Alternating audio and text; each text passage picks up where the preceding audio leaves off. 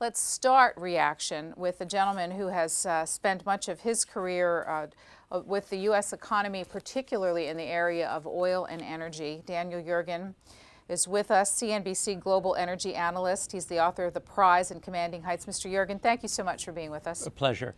Well, the president talked a great deal about the need to finally, for the nation to be serious about its dependence on the oil economy.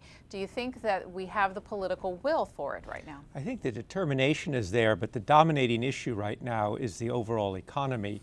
And to me, what the economy really needs right now are two things: confidence and credit. And that was really the heart of the president's speech. I think that he didn't say it, but it's pretty clear that 2009 there's not going to be an economic recovery, and it's really going to be 2010. And what he wanted to do was send a message that of measured confidence, but that his comments about credit and about the banking system, I think he really was saying to us that there's going to be a lot more that's going to have to be done. And the basic thing is, even no matter how big the stimulus package is, unless we address this question of the banks, we're not going to get a recovery. Well, let's go into the specifics of what he talked about in the energy area, if we could, please. Some of his major programs that he outlined specifically was a carbon tax, a $15 billion investment in technology, and transformation of the auto industry. I'd like you to take those one by one, starting with the carbon tax. Well, he really didn't. It wasn't a carbon tax. It's the other choice, which is a cap and trade system. And he said that he wanted the Congress to deliver one to him. The House leadership has said they'll have a bill by May, around Memorial Day. And out there is Copenhagen, the meeting of all the countries on climate change, and I think that's the target. So he said that he wants that legislation, and looking forward in 2009 rather than 2010. Would you explain, here the language you used to describe it, a market-based cap on carbon pollution. Would you explain how that works? Well, you would buy basically a cap, a limit would be set on the amount of carbon emissions in the United States. People would have permits, or get permits or buy permits, and then those who produce more carbon would have to buy permits, and those who produce less carbon would be able to sell them. And that's what's called a cap and trade system.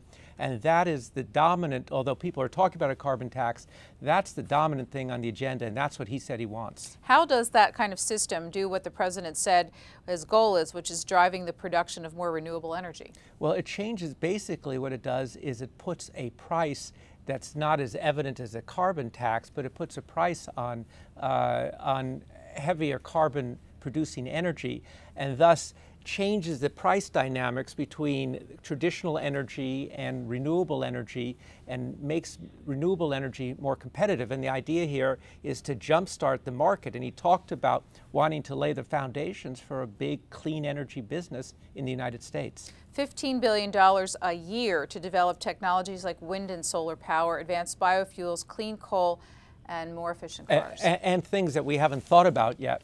I think that we have underinvested as a nation in research and development broadly, but in particular in the energy area. And I think this type of money, the appointment of Stephen Chu as Energy Secretary, all of that says we're going to see a concentration of scientific resources on a consistent basis. And I think we haven't had that kind of, we've never really had that kind of consistent investment in basic R&D.